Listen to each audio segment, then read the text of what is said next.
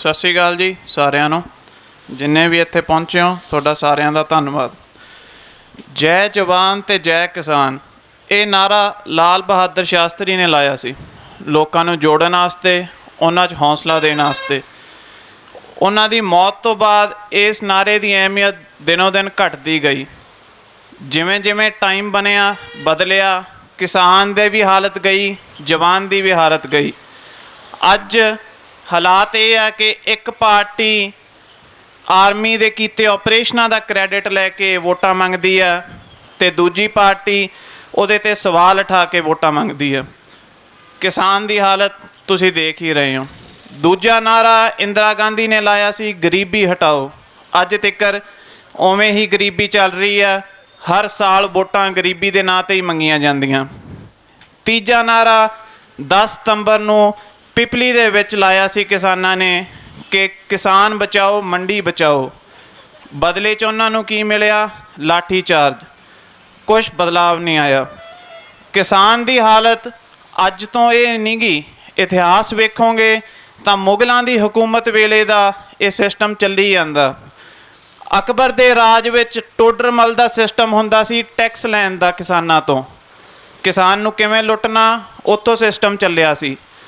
ਉਦੋਂ ਬਾਅਦ ਬਹਾਦਰ ਸ਼ਾਹ ਦੀ ਮੌਤ ਤੋਂ ਬਾਅਦ ਜਹੰਦਰ ਸ਼ਾਹ ਇੱਕ ਰਾਜਾ ਆਇਆ ਸੀ, ਉਹਦਾ ਵਜ਼ੀਰ ਜ਼ੁਲਫੀਕਾਰ ਖਾਨ। ਉਹਨੇ ਟੋਡਰਮਲ ਦਾ ਸਿਸਟਮ ਬਦਲ ਕੇ ਇੱਕ ਨਵਾਂ ਸਿਸਟਮ ਲਿਆਂਦਾ ਅਤੇ ਵਿੱਚ ਵਿਚੋਲੀਏ ਇੰਟਰੋਡਿਊਸ ਕੀਤੇ, ਜਿਹਦੇ ਨਾਲ ਹਕੂਮਤ ਨੂੰ ਇੱਕ ਫਿਕਸਡ ਪੈਸਾ ਮਿਲਦਾ ਰਹੇ ਅਤੇ ਕਿਸਾਨਾਂ ਤੋਂ ਉਹ ਵਿਚੋਲੀਆ ਜਿਵੇਂ ਮਰਜ਼ੀ ਆਪਦਾ ਲੁੱਟਦਾ ਰਹੇ, ਉਹਨਾਂ ਤੋਂ ਜਿੰਨਾ ਰੇਟ ਉਹਨੂੰ ਚਾਹੀਦਾ ਉਹ ਲੈਂਦਾ ਰਹੇ।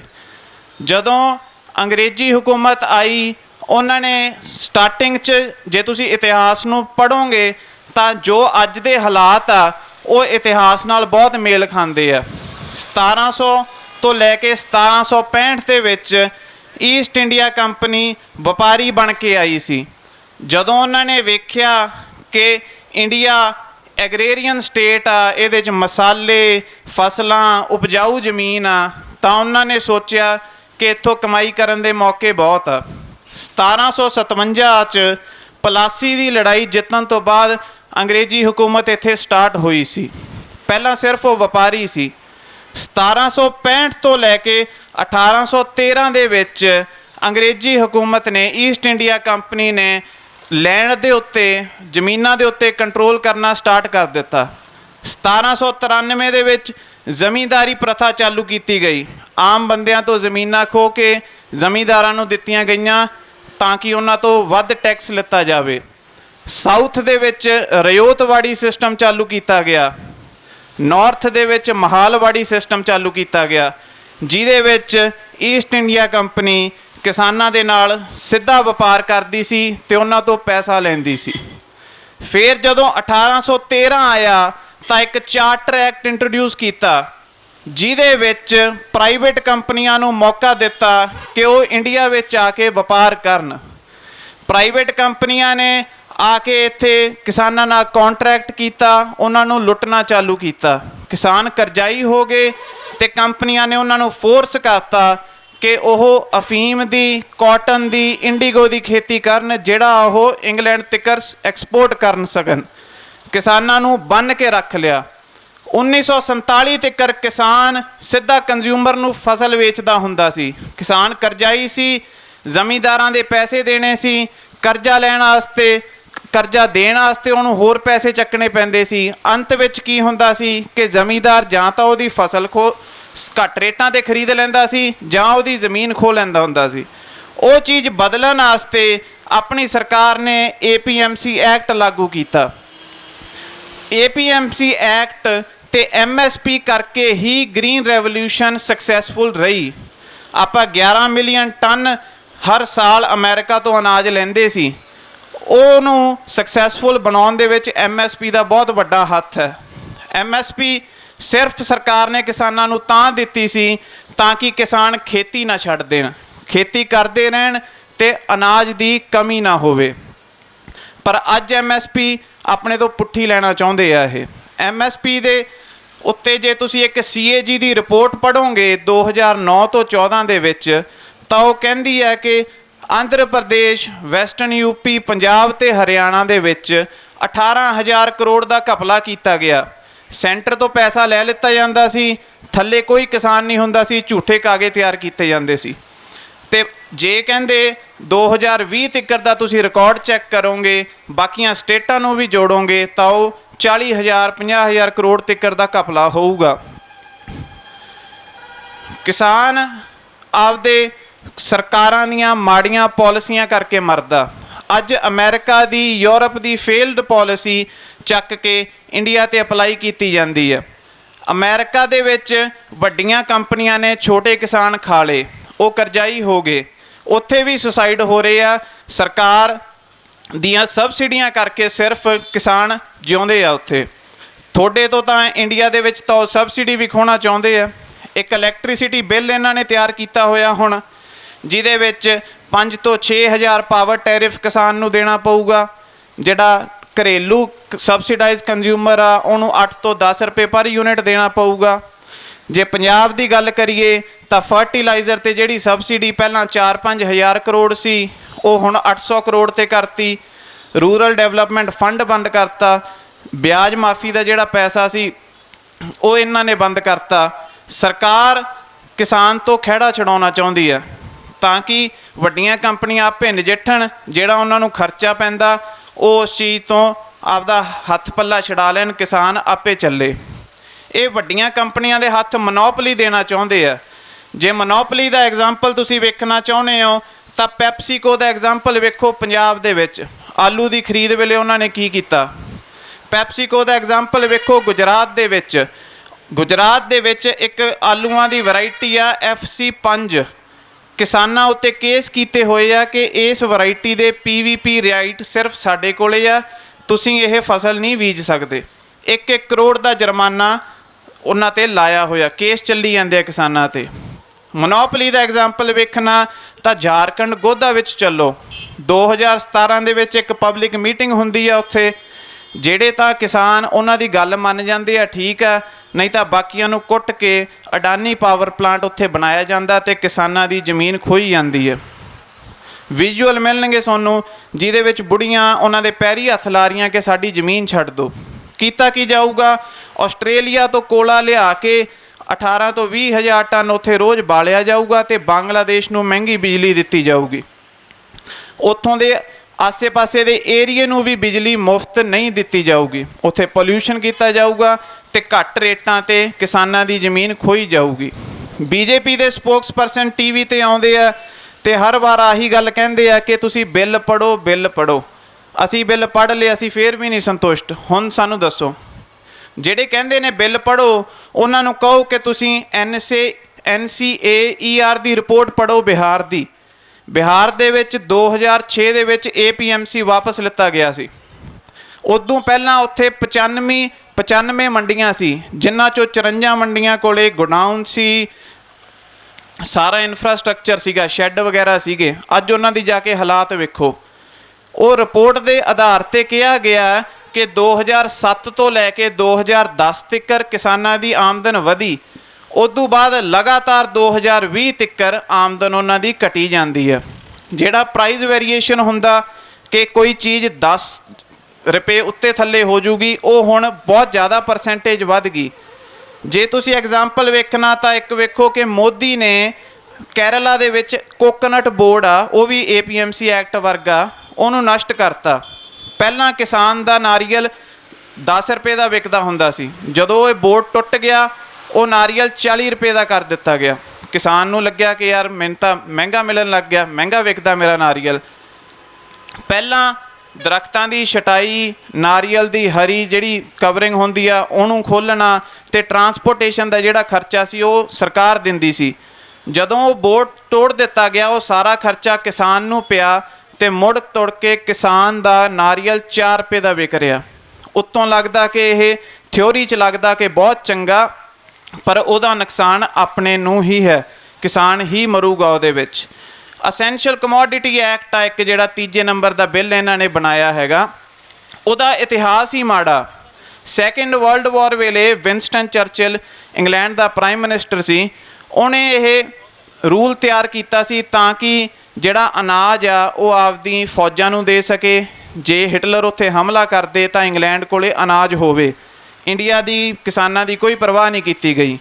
ਉਹਦਾ ਰਿਜ਼ਲਟ ਕੀ ਹੋਇਆ ਕਿ ਬੰਗਾਲ ਦੇ ਵਿੱਚ ਸੋਕਾ ਪਿਆ ਅਤੇ ਲੱਖਾਂ ਲੋਕ ਮਰੇ ਉੱਥੇ। ਇਹੋ ਜਿਹੇ ਉਹ ਰੂਲ ਆ ਜਿਹੜੇ ਆਪਣੀਆਂ ਸਰਕਾਰਾਂ ਨੇ ਚੱਕ ਕੇ ਗਾਂਹ ਅਪਲਾਈ ਕਰ ਰੱਖੇ ਆ। ਜਦੋਂ ਵੀ ਗੰਢਿਆਂ ਦੇ ਰੇਟ ਵੱਧਦੇ ਆ, ਕੰਜ਼ਿਊਮਰ ਰੋਂਦਾ, ਉਦੋਂ ਹੀ ਮੀਡੀਆ ਨੂੰ ਦੁੱਖ ਲੱਗਦਾ। ਜਦੋਂ ਖਰੀਦਦਾਰ ਰੋਂਦਾ, ਮੀਡੀਆ ਨੂੰ ਉਦੋਂ ਹੀ ਦੁੱਖ ਲੱਗਦਾ। ਕਿਸਾਨ ਰੋਂਦਾ ਕਦੇ ਵੀ ਨਹੀਂ ਵਿਖਾਇਆ ਜਾਂਦਾ। ਇਹ ਜਿਹੜਾ ਅਸੈਂਸ਼ੀਅਲ ਕਮੋਡਿਟੀ ਐਕਟ ਆ, ਇਹਦੇ ਰਾਹੀਂ ਇਹਨਾਂ ਨੇ ਆਪਾਂ ਨੂੰ ਕਾਲਾ ਬਾਜ਼ਾਰੀ ਕਰਨ ਦੀ ਕੋਈ ਹੱਦ ਦੇਤੀ। ਆਲੂ, ਗੰਢੇ, ਜੇ ਇਹਨਾਂ ਦੇ ਰੇਟ 100% ਵੱਧ ਜਾਣਗੇ, ਉਦੋਂ ਸਰਕਾਰ ਆ ਜੂਗੀ, ਕਾਲਾ ਬਾਜ਼ਾਰੀ ਰੋਕ ਲੂਗੀ ਅਤੇ ਪ੍ਰਾਈਜ਼ ਕੰਟਰੋਲ ਕਰ ਲੂਗੀ। ਉਦੋਂ ਤੱਕ ਇਹਨਾਂ ਨੇ ਖੁੱਲ੍ਹ ਦਿੱਤੀ ਗਈ ਹੈ। ਕਿਸਾਨ ਤਰੱਕੀ ਕਿਵੇਂ ਕਰੂਗਾ? ਫਾਰਮਰ ਇੱਕ ਗਵਰਨਰ ਸੀ RBI ਦਾ, ਉਹਦੀ ਸੋਚ ਮੈਂ ਤੁਹਾਨੂੰ ਐਗਜ਼ਾਮਪਲ ਦਿੰਦਾ। ਉਹ ਕਹਿੰਦਾ ਕਿ ਅੱਜ ਬਦਲਾਵ ਤਾਂ ਆਊਗਾ ਜੇ ਐਗਰੀਕਲਚਰ ਪਿੰਡਾਂ 'ਚੋਂ ਲੋਕ ਉੱਠ ਕੇ ਸ਼ਹਿਰਾਂ 'ਚ ਜਾਣਗੇ ਤਾਂ ਕਿ ਉੱਥੇ ਸਸਤੀ ਲੇਬਰ ਮਿਲ ਸਕੇ। RBI ਦੇ ਗਵਰਨਰ ਦਾ ਇਹ ਬਿਆਨ ਸੀ ਕਿ ਇਸ ਸੋਚ ਨਾਲ ਆਪਾਂ ਤਰੱਕੀ ਕਰਾਂਗੇ। ਹਰ ਸਾਲ ਆਪਣੀ ਕਿਸਾਨੀ 60% ਪੋਪੂਲੇਸ਼ਨ ਨੂੰ ਇੰਪਲੋਇਮੈਂਟ ਦਿੰਦੀ ਹੈ, ਪਰ ਉਹਦੇ 'ਤੇ ਇਨਵੈਸਟਮੈਂਟ ਕਿੰਨੀ ਕੀਤੀ ਜਾਂਦੀ ਆ? 0.04%। GDP ਦੀ 0.04%। ਮੈਂ ਮੰਨਦਾ ਕਿ ਇਸ APMC ਐਕਟ 'ਚ ਆਪਣੇ ਫਲॉज ਹੈਗੇ ਆ, ਕੁਛ ਖਰਾਬੀਆਂ ਹੈਗੀਆਂ। ਜਦੋਂ ਆਪਣੀ ਫਸਲ ਮੰਡੀ 'ਚ ਜਾਂਦੀ ਆ, ਜਾਂ ਤਾਂ ਉਹ MSP 'ਤੇ ਵਿਕਦੀ ਆ ਜਾਂ ਉੱਥੇ ਬੋਲੀ ਲੱਗਦੀ ਆ। ਉਹ ਬੋਲੀ ਦਾ ਜਿਹੜਾ ਰੇਟ ਡਿਸਾਈਡ ਹੁੰਦਾ ਉਹ ਉਸ ਮੌਕੇ ਦੇ ਉਸ ਫਸਲ ਦੀ ਜਿਹੜੀ ਡਿਮਾਂਡ ਸਪਲਾਈ ਆ ਉਹਦੇ ਉੱਤੇ ਹੁੰਦਾ। ਜਦੋਂ ਉਹ ਡਿਮਾਂਡ ਸਪਲਾਈ ਹੀ ਇੱਕ ਕੰਪਨੀ ਕੰਟਰੋਲ ਕਰ ਲੂਗੀ ਤਾਂ ਰੇਟ ਆਪੇ ਉਹਨਾਂ ਦੇ ਹੱਥ ਰਹੂਗਾ ਅਤੇ ਤੁਹਾਨੂੰ ਉਹਦਾ ਕੋਈ ਫਾਇਦਾ ਨਹੀਂ ਹੋਣਾ। ਜਦੋਂ ਕੰਜ਼ਿਊਮਰ ਤੱਕ ਪਹੁੰਚਦਾ ਆਪਣੀ ਫਸਲ 50% ਮਹਿੰਗੀ ਹੋ ਜਾਂਦੀ ਆ, 25% ਖਰਾਬ ਹੋ ਜਾਂਦੀ ਆ। ਉਸ ਚੀਜ਼ ਨੂੰ ਬਦਲਣ ਦੀ ਲੋੜ ਆ, ਪਰ ਇਹਦਾ ਮਤਲਬ ਆ ਨਹੀਂਗਾ ਕਿ ਆਪਾਂ ਉਸ ਚੀਜ਼ ਨੂੰ ਨਸ਼ਟ ਕਰ ਦਈਏ। ਦੇਸ਼ ਤੁਹਾਨੂੰ ਇੱਕ ਚੀਜ਼ ਸਮਝਣੀ ਪਊਗੀ ਕਿ ਦੇਸ਼ ਇਕੱਲੀਆਂ ਸਰਕਾਰਾਂ ਨਹੀਂ ਚਲਾਉਂਦੀਆਂ, ਦੇਸ਼ ਬਿਊਰੋਕਰੈਟ ਏਜੰਸੀਆਂ ਚਲਾਉਂਦੀਆਂ। ਤਾਂ ਤੁਹਾਨੂੰ ਪਤਾ ਹੋਣਾ ਚਾਹੀਦਾ ਸੱਟ ਕਿੱਥੇ ਮਾਰਨੀ ਆ। ਜੇ ਅੱਜ ਸਵਾਮੀਨਾਥਨ ਦੀ ਆਪਾਂ ਰਿਪੋਰਟ ਚੈੱਕ ਕਰੀਏ ਤਾਂ ਆਪਣੀ ਕਣਕ ਅੱਜ 7000 ਰੁਪਏ ਨੂੰ ਹੋਣੀ ਚਾਹੀਦੀ ਆ। ਜਿਹੜਾ ਅਨਆਰਗੇਨਾਈਜ਼ ਸੈਕਟਰ ਹੁੰਦਾ, ਅਸੰਗਠਿਤ ਸੈਕਟਰ, ਦੇਸ਼ ਦੀ ਸਾਰੀ ਆਮਦਨ 60-70% ਆਮਦਨ ਉਸ ਸੈਕਟਰ ਦੇ ਵਿੱਚ ਆ, ਛੋਟੇ ਮੋਟੇ ਧੰਦਿਆਂ ਦੇ ਵਿੱਚ ਆ। ਸਰਕਾਰ ਕੀ ਚਾਹੁੰਦੀ ਆ ਕਿ ਉਹ ਛੋਟੇ ਮੋਟੇ ਧੰਦਿਆਂ ਨੂੰ ਜੋੜ ਕੇ ਵੱਡੀਆਂ ਕੰਪਨੀਆਂ ਨੂੰ ਦਿੱਤਾ ਜਾਵੇ। ਉਹ ਇਹ ਤੁਹਾਨੂੰ ਸੋਚਣਾ ਪਊਗਾ ਕਿ ਅਨਆਰਗੇਨਾਈਜ਼ ਸੈਕਟਰ ਜੇ ਉਹਨਾਂ ਵੱਡੀਆਂ ਕੰਪਨੀਆਂ ਕੋਲੇ ਆ ਗਿਆ ਤਾਂ ਤੁਹਾਨੂੰ ਬਹੁਤ ਜ਼ਿਆਦਾ ਨੁਕਸਾਨ ਆ। UAPA ਦੀ ਤੁਸੀਂ ਵੇਖਿਆ ਦਿੱਲੀ ਦੇ ਵਿੱਚ ਕਿਵੇਂ ਵਰਤੋਂ ਕੀਤੀ ਗਈ। ਅੰਬੇਡਕਰ ਦਾ ਪੋਤਾ, ਹਿਊਮਨ ਰਾਈਟ ਐਕਟਿਵਿਸਟ, ਉਹਨਾਂ ਨੂੰ ਚੱਕ ਕੇ ਅੰਦਰ ਸਿੱਟ ਦਿੱਤਾ ਗਿਆ। ਕੀ ਇਹ ਹਾਲਾਤ ਚੰਗੇ ਨੇ? ਸੈਂਟਰ ਕੋਸ਼ਿਸ਼ ਕਰ ਰਹੀ ਹੈ ਕਿ ਪੰਜਾਬ ਨੂੰ ਇਹ ਸਾਰੇ ਸੰਘਰਸ਼ 'ਚ ਇਕੱਲਾ ਕਰ ਦਿੱਤਾ ਜਾਵੇ, ਕਿ ਉਹਨੂੰ ਇੱਕ ਸਿਰਫ ਧਾਰਮਿਕ ਲੜਾਈ ਬਣਾਇਆ ਜਾਵੇ। ਤੁਹਾਨੂੰ ਇਹ ਚੀਜ਼ ਸਮਝਣੀ ਪਊਗੀ ਅਤੇ ਸਤਰਕ ਰਹਿਣਾ ਪਊਗਾ। ਇੱਕ ਸੋਹਣਾ ਸਮਾਜ ਸਿਰਜਣ ਵਾਸਤੇ ਹਰ ਧਰਮ ਨੂੰ, ਹਰ ਬੰਦਿਆਂ ਨੂੰ ਇਕੱਠੇ ਕਰਨ ਦੀ ਲੋੜ ਆ। ਅੱਜ ਇੱਕ ਨਵੀਂ ਚੀਜ਼ ਚੱਲੀ ਆ, ਤੁਸੀਂ ਮੀਡੀਆ 'ਚ ਸੁਣੀ ਹੋਣੀ ਆ, ਲਵ ਜਿਹਾਦ। ਇਹ ਕੋਈ ਕੌਨਸਟੀਟਿਊਸ਼ਨਲ ਟਰਮ ਨਹੀਂ ਗੀ, ਇਹਦਾ ਕੋਈ ਡੈਫੀਨੇਸ਼ਨ ਨਹੀਂ ਗੀ। ਇਹਦੇ ਵਿੱਚ ਇਹ ਕਹਿੰਦੇ ਆ ਕਿ ਮੱਲੋ ਜੋਰੀ ਕੋਈ ਮੁਸਲਿਮ ਬੰਦਾ ਧਰਮ ਬਦਲ ਦਿੰਦਾ। ਠੀਕ ਹੈ, ਕਿਤੇ ਜੇ ਕੋਈ ਗਲਤ ਹੁੰਦਾ ਆਪਾਂ ਨੂੰ ਕਹਿੰਦੇ ਆ ਕਿ ਉਹਦਾ ਬਦਲਾਵ ਹੋਣਾ ਚਾਹੀਦਾ, ਪਰ ਆਪਾਂ ਇੱਕ ਇਹੋ ਜਿਹਾ ਸਮਾਜ ਨਹੀਂ ਬਣਾਉਣਾ ਜਿੱਥੇ ਕਿ ਆਪਾਂ ਜਾਂ ਕੋਈ ਵੀ ਧਰਮ ਦਾ ਬੰਦਾ ਬਾਜ਼ਾਰ 'ਚ ਜਾਂਦਾ ਤਾਂ ਇੱਕ ਮੁਸਲਿਮ ਮੁੰਡੇ ਨੂੰ ਵੇਖ ਕੇ ਡਰਦਾ ਕਿ ਯਾਰ ਇਹ ਆਪਣੀ ਧੀ ਦਾ ਕਿਤੇ ਧਰਮ ਨਾ ਬਦਲ ਦੇ। ਇਹੋ ਜਿਹਾ ਸਮਾਜ ਵੀ ਆਪਾਂ ਨੂੰ ਬਣਾਉਣ ਦੀ ਲੋੜ ਨਹੀਂ ਗੀ। ਲੀਡਰਾਂ ਤੋਂ ਤੁਸੀਂ ਕੀ ਉਮੀਦ ਕਰਦੇ ਹੋ? ਲੀਡਰ ਤਾਂ ਹਜੇ ਤੱਕ ਆਹੀ ਸਾਬਿਤ ਕਰਨ 'ਚ ਬਿਜ਼ੀ ਆ ਕਿ ਅਸੀਂ ਕਿਸਾਨ ਆ। ਤੁਹਾਨੂੰ ਵੱਖ-ਵੱਖ ਕੋਈ ਟਰੈਕਟਰ 'ਤੇ ਚੜ੍ਹਦਾ, ਕੋਈ ਕਿਵੇਂ ਕਰਦਾ। ਜੇ ਤੁਹਾਡਾ ਪ੍ਰੈਸ਼ਰ ਐਵੇਂ ਹੀ ਪੈਂਦਾ ਰਿਹਾ ਤਾਂ ਮੈਨੂੰ ਲੱਗਦਾ ਕੱਲ੍ਹ ਨੂੰ ਉਹ ਧਰਨਿਆਂ 'ਤੇ ਕਈਆਂ ਲੈ ਕੇ ਆਉਣਗੇ ਕਿ ਯਾਰ ਹੁਣ ਤਾਂ ਮੰਨ ਜੋ ਅਸੀਂ ਕਿਸਾਨ ਆ। ਇਹ ਤੁਹਾਡੀ ਪਾਵਰ ਆ। RSS ਦੀ ਇੱਕ ਸਹਾਇਕ ਮੰਚ ਆ, ਸਵਦੇਸ਼ੀ ਮੰਚ, RSS ਨਾਲ ਬਹੁਤ ਜ਼ਿਆਦਾ ਜੁੜਿਆ ਹੋਇਆ। ਉਹਨੇ ਵੀ ਆ ਕੇ ਕਿਹਾ ਕਿ ਇੱਕ ਬਿੱਲ ਤੁਹਾਨੂੰ ਨਵਾਂ ਬਣਾ ਦਿਓ ਤਾਂ ਕਿ ਕਿਸਾਨ ਹੈਲਪਫੁਲ ਹੋ ਸਕੇ, ਕਿਸਾਨਾਂ ਨੂੰ ਕੁਛ ਮਿਲ ਸਕੇ। ਕਿਸਾਨ ਜਥੇਬੰਦੀਆਂ ਜਿੰਨੀਆਂ ਵੀ ਆਪਣੇ ਸਟੇਟ ਦੀਆਂ ਮੈਂ ਉਹਨਾਂ ਦੀ ਰਿਸਪੈਕਟ ਕਰਦਾ ਅਤੇ ਉਹ ਜਿੰਨਾ ਵੀ ਕੰਮ ਕਰ ਰਹੇ ਆ ਚੰਗਾ ਕਰ ਰਹੇ ਆ। ਪਰ ਅਗਰ ਜੇ ਉਹ ਦਿੱਲੀ 'ਚ ਜਾ ਕੇ ਉਹਨਾਂ ਦਾ ਜਿਹੜਾ ਲੰਚ ਉਹਨਾਂ ਨੂੰ ਆਫਰ ਕੀਤਾ ਗਿਆ ਸੀਗਾ ਉੱਥੇ ਮਨਾ ਕਰ ਦਿੰਦੇ ਤਾਂ ਕੁਛ ਚੰਗਾ ਹੋ ਜਾਂਦਾ, ਕਿਉਂਕਿ ਇਹ ਆਪਣੀ ਸਿੰਬੋਲਿਕ ਲੜਾਈ ਆ। ਆਪਾਂ ਟ੍ਰੇਨਾਂ ਰੋਕੀਆਂ, ਆਪਾਂ ਪੰਪ ਰੋਕਿਆ, ਇਹਨਾਂ ਨਾਲ ਕੋਈ ਕੰਪਨੀਆਂ ਨੂੰ ਵੱਡਾ ਘਾਟਾ ਨਹੀਂ ਲੱਗ ਰਿਹਾ, ਪਰ ਇਹ ਸਿੰਬੋਲਿਕ ਲੜਾਈ ਹੈ। ਤਾਂ ਸ਼ਾਇਦ ਜੇ ਉਹ ਕਰਦੇ ਤਾਂ ਚੰਗਾ ਹੁੰਦਾ। ਅੱਜ ਸਟੇਟ ਦੀ ਤੁਸੀਂ ਸੈਂਟਰ ਦੀ ਈਗੋ ਵੇਖ ਲਓ ਕਿ ਉਹ ਮਾਲ ਗੱਡੀਆਂ ਚਲਾਉਣਾ ਨਹੀਂ ਚਾਹੁੰਦੇ। ਇੱਥੇ ਹੁਣ ਉਹਨਾਂ ਨੂੰ ਪਤਾ ਯੂਰੀਆ ਦੀ ਕਿੱਲਤ ਹੈ, ਸਾਰੀ ਕਿੱਲਤ ਆ, ਪਰ ਉਹਨਾਂ ਨੇ ਤੁਹਾਡੇ ਵਿੱਚ ਦਰਾਰ ਪੈਦਾ ਕਰਨੀ ਆ ਤਾਂ ਕਿ ਜਿਹੜੇ ਲੋੜਵੰਦ ਲੋਕ ਆ ਉਹ ਤੁਹਾਨੂੰ ਗਾਲਾਂ ਕੱਢਣ ਲੱਗ ਜਾਣ। ਜਦੋਂ ਟ੍ਰੇਨਾਂ ਦੀ ਰੋਕਣ ਦੀ ਗੱਲ ਆਉਂਦੀ ਆ ਤਾਂ ਸਾਹਮਣੇ ਕੌਣ ਆਉਂਦਾ? ਰੇਲਵੇ ਦਾ, ਹਾਂਜੀ, ਸਾਹਮਣੇ ਕੌਣ ਆਉਂਦਾ? ਰੇਲਵੇ ਦਾ ਚੇਅਰਮੈਨ, ਨਾ ਅਮਿਤ ਸ਼ਾਹ ਨਾ ਕੋਈ ਹੋਰ ਲੀਡਰ। ਅਤੇ ਜੇ ਆਰ ਰਿਪਬਲਿਕ ਦਾ ਅਰਨਬ ਗੋਸਵਾਮੀ ਅਰੈਸਟ ਹੋ ਜਾਂਦਾ ਤਾਂ ਅਮਿਤ ਸ਼ਾਹ, ਰਾਜਨਾਥ, ਲਾਅ ਮਿਨਿਸਟਰ ਸਾਰੇ ਆ ਕੇ ਬਿਆਨ ਦਿੰਦੇ ਆ। ਚੇਅਰਮੈਨ ਰੇਲਵੇ ਦਾ ਆ ਕੇ ਕਹਿੰਦਾ ਕਿ ਜਿਹੜੀਆਂ ਪਟੜੀਆਂ ਹੁੰਦੀਆਂ ਉਹ ਟ੍ਰੇਨਾਂ ਚਲਾਉਣ ਵਾਸਤੇ ਹੁੰਦੀਆਂ, ਉੱਥੇ ਬੰਦੇ ਬਹਿਣ ਵਾਸਤੇ ਨਹੀਂ ਹੁੰਦੀ। ਉਸ ਬੰਦੇ ਨੂੰ ਜਾ ਕੇ ਸਮਝਾਓ ਕਿ ਜਿਹੜੀ ਦੇਸ਼ ਦੀ ਆਵਾਮ ਆ, ਕਿਸਾਨ ਆ, ਉਹ ਸੇਵਾ ਅਤੇ ਤਰੱਕੀ ਲਈ ਹੁੰਦਾ, ਉਹ ਸ਼ੋਸ਼ਣ ਲਈ ਨਹੀਂ ਹੁੰਦਾ। ਉਹ ਸਾਨੂੰ ਰੇਲਵੇ ਵਾਲਾ ਚੇਅਰਮੈਨ ਕਹਿ ਰਿਹਾ ਕਿ ਟ੍ਰੇਨ ਦੀ ਸਪੀਡ ਬਹੁਤ ਆ, ਕਿ ਯਾਰ ਅਸੀਂ ਕਮਲੇ ਆ, ਅਸੀਂ ਪਿੰਡਾਂ 'ਚੋਂ ਸੋਚ ਕੇ ਚੱਲਦੇ ਹਾਂ ਕਿ ਯਾਰ ਜਾ ਕੇ ਵੇਖਾਂਗੇ ਕਿ 180 ਦੀ ਸਪੀਡ 'ਤੇ ਕਿਵੇਂ ਵੱਢਿਆ ਜਾਂਦਾ ਬੰਦਾ ਅਤੇ 200 ਦੀ ਕਿਵੇਂ ਵੱਢਿਆ ਜਾਂਦਾ। ਤੂੰ ਹੱਲ ਦੱਸ ਸਾਨੂੰ ਸਪੀਡਾਂ ਕੀ ਦੱਸੀ ਜਾਂਦਾ। ਇੱਕ ਲੈਂਡ ਐਕੁਇਜ਼ੀਸ਼ਨ ਐਕਟ ਬਣਾਇਆ ਸੀ 2013 'ਚ। ਉਹਦੇ ਰਾਹੀਂ ਕੀ ਕੀਤਾ ਜਾਂਦਾ ਕਿ ਜਿਹੜੀ ਉਪਜਾਊ ਜ਼ਮੀਨ ਹੁੰਦੀ ਹੈ, ਇਰੀਗੇਟਡ ਲੈਂਡ ਹੁੰਦਾ, ਵੱਡੀਆਂ ਕੰਪਨੀਆਂ ਨੂੰ 1-1 ਰੁਪਏ ਲੀਜ਼ 'ਤੇ ਛੱਡ ਦਿੱਤਾ ਜਾਂਦਾ।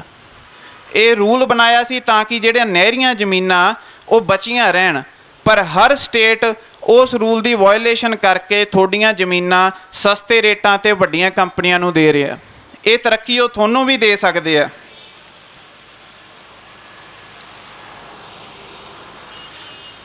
ਅੱਜ ਅਖੀਰ 'ਚ ਕਹਿਣਾ ਚਾਹੁੰਦਾ ਕਿ ਅੱਜ ਗੱਲ ਮੇਰੀ ਜਾਂ ਤੁਹਾਡੀ ਨਹੀਂ ਗੀ, ਇਹ ਲੱਖਾਂ ਕਿਸਾਨ ਪਰਿਵਾਰਾਂ ਦੀ ਆ, ਹਜ਼ਾਰਾਂ ਰਜਿਸਟਰਡ ਆੜ੍ਹਤੀਆਂ ਦੀ ਆ, ਲੱਖਾਂ ਉਹ ਪਰਿਵਾਰ ਆ ਜਿਹੜੇ ਕਿਸਾਨੀ ਦੇ ਵਿੱਚ ਕੰਮ ਕਰ ਰਹੇ ਆ, ਲੱਖਾਂ ਉਹ ਲੇਬਰਰਸ ਦੀ ਆ ਜਿਹੜੇ ਹਰ ਮਹੀਨੇ ਕਮਾਈ ਕਰਦੇ ਆ ਮੰਡੀਆਂ 'ਚੋਂ। ਸਟੇਟ ਸੈਂਟਰ 8.5% ਟੈਕਸ ਦਿੰਦਾ ਸਟੇਟ ਨੂੰ ਜਦੋਂ ਕੋਈ ਫਸਲ ਖਰੀਦ ਕਰਦੇ ਆ, ਜਿਹਦੇ 'ਚੋਂ 2.5% ਆੜ੍ਹਤੀਆਂ ਕੋਲੇ ਜਾ ਵੜਦਾ, 6% ਸਰਕਾਰ ਕੋਲੇ ਆਉਂਦਾ, 4-5 ਹਜ਼ਾਰ ਕਰੋੜ ਬਣਦਾ। ਉਹ ਪੈਸਾ ਤੁਹਾਡੀਆਂ ਸੜਕਾਂ 'ਤੇ ਲਾਇਆ ਜਾਂਦਾ, ਜਿਹੜੇ ਵੀ ਐਗਰੀਕਲਚਰ ਨਾਲ ਰਿਲੇਟਡ ਧੰਦੇ ਆ ਉਹਨਾਂ 'ਤੇ ਲਾਇਆ ਜਾਂਦਾ। ਪਰ ਇਹਨਾਂ ਦੀ ਕੋਸ਼ਿਸ਼ ਆ ਕਿ ਤੁਹਾਨੂੰ ਧਰਮ 'ਤੇ ਵੰਡ ਕੇ ਇਹ ਸੰਘਰਸ਼ ਨਿਬੇੜ ਦਈਏ, ਖ਼ਤਮ ਕਰ ਦਈਏ ਇਹਨੂੰ। ਇੱਕ ਬੜੀ ਸੋਹਣੀ ਚੀਜ਼ ਮੈਂ ਸੁਣੀ ਸੀ, ਮੈਂ ਨੋਟ ਕਰ ਲਈ। ਉਹ ਕਹਿੰਦੇ ਕਿ ਜ਼ਿਕਰ ਖੁਦਾ ਤੋਂ ਬਹੁਤ ਹੈ, ਖੌਫੇ ਖੁਦਾ ਨਹੀਂ। ਕਿ ਰੱਬ ਦਾ ਜ਼ਿਕਰ ਤਾਂ ਬਹੁਤ ਆ, ਤੁਹਾਨੂੰ ਰੱਬ ਦਾ ਨਾਂ ਲੈ ਕੇ ਲੜਾ ਵੀ ਦਿੰਦੇ ਆ, ਅੱਡ ਵੀ ਕਰ ਦਿੰਦੇ ਆ, ਪਰ ਜਿਹੜੇ ਧਾਰਮਿਕ ਗ੍ਰੰਥਾਂ ਦੇ ਵਿੱਚ ਪ੍ਰਿੰਸੀਪਲਸ ਆ, ਤਰੀਕੇ ਲਿਖੇ ਹੋਏ ਆ, ਉਹਨਾਂ ਦੇ ਉਲਟ ਚੱਲਦੇ ਇਹਨਾਂ ਨੂੰ ਕੋਈ ਡਰ ਨਹੀਂ ਗਾ। ਤੁਹਾਨੂੰ ਆਪ ਨੂੰ ਹੁਣ ਦਿਮਾਗ 'ਚ ਸੋਚਣਾ ਪਊਗਾ ਕਿ ਇਸ ਸੰਘਰਸ਼ ਨੂੰ ਲੈ ਕੇ ਕਿੱਥੇ ਜਾਣਾ। ਇਸ ਮੰਚ 'ਤੇ ਜੇ ਕੋਈ ਵੀ ਹਰਕਤ ਹੁੰਦੀ ਆ ਮਾੜੀ ਚੰਗੀ, ਜਾਂ ਫਿਰ ਕੋਈ ਹਰਕਤ ਕਿਸੇ ਨੂੰ ਪਸੰਦ ਨਹੀਂ ਆਉਂਦੀ, ਤਾਂ ਇਸ ਮੰਚ ਦੇ ਸੰਚਾਲਕ ਦੀਪ ਬਾਈ ਜਾਂ ਕੋਈ ਵੀ ਆ ਕੇ ਉਹਦੀ ਸਫਾਈ ਦਿੰਦੇ ਆ, ਤਾਂ ਕਿ ਕਿਸੇ ਦੇ ਮਨ 'ਚ ਕੋਈ ਵਹਿਮ ਨਾ ਹੋਵੇ। ਮੈਂ ਨਹੀਂ ਕਹਿ ਰਿਹਾ ਗਲਤ ਹੋ ਰਿਹਾ, ਸਫਾਈ ਦਿੰਦੇ ਆ, ਮਤਲਬ ਅਕਾਊਂਟੇਬਿਲਟੀ ਇਸ ਮੰਚ ਦੀ ਹੈਗੀ ਆ। ਬਾਈ ਦੀ ਰਿਸਪੌਂਸਿਬਿਲਟੀ ਆ ਕਿ ਸਾਰਿਆਂ ਨੂੰ ਸਮਝਾਉਣਾ। ਪਰ ਅਗਰ ਤਰੁਣ ਚੁੱਗ ਕਹਿ ਰਿਹਾ ਇਹਨੂੰ ਅਰਬਨ ਨਕਸਲਵਾਦ ਅਤੇ ਹਰਦੀਪ ਗਰੇਵਾਲ ਆਤੰਕਵਾਦ ਕਹਿ ਰਿਹਾ, ਉਸ ਚੀਜ਼ ਦੀ ਅਕਾਊਂਟੇਬਿਲਟੀ ਕਿੱਥੇ ਹੈ? ਸਾਰਾ ਜਿੰਨਾ ਵੀ ਆਪਣਾ ਕਿਸਾਨੀ ਆ, ਹਰ ਸਟੇਟ ਨੂੰ, ਹਰ ਧਰਮ ਨੂੰ ਨਾਲ ਲੈ ਕੇ ਚੱਲੋ, ਸ਼ਾਂਤੀ ਨਾਲ ਚੱਲੋ, ਅਤੇ ਜਿੰਨਾ ਸਾਥ ਦਿੱਤਾ ਜਾਵੇ ਦਿਓ। ਅਖੀਰ 'ਚ 2 ਲਾਈਨਾਂ ਕਹਿਣਾ ਚਾਹੁੰਦਾ ਕਿ ਉਹ ਕਹਿੰਦੇ ਆ ਕਿ ਬੜੀ ਆਪਣੇ ਕਿਸਾਨ ਬਹੁਤ ਵੱਡੇ ਦਿਲ ਦਾ ਹੁੰਦਾ, ਕਿਸਾਨ ਜ਼ਮੀਂਦਾਰ ਕਹਿੰਦੇ ਬਹੁਤ ਵੱਡੇ ਦਿਲ ਦਾ ਹੁੰਦਾ, ਆਪਦੀ ਸਾਰੀ ਕਮਾਈ, ਸਾਰੀ ਪੂੰਜੀ ਖੁੱਲ੍ਹੇ ਅਸਮਾਨ ਹੇਠ ਛੱਡ ਕੇ ਸੌਂ ਜਾਂਦਾ। ਧੰਨਵਾਦ।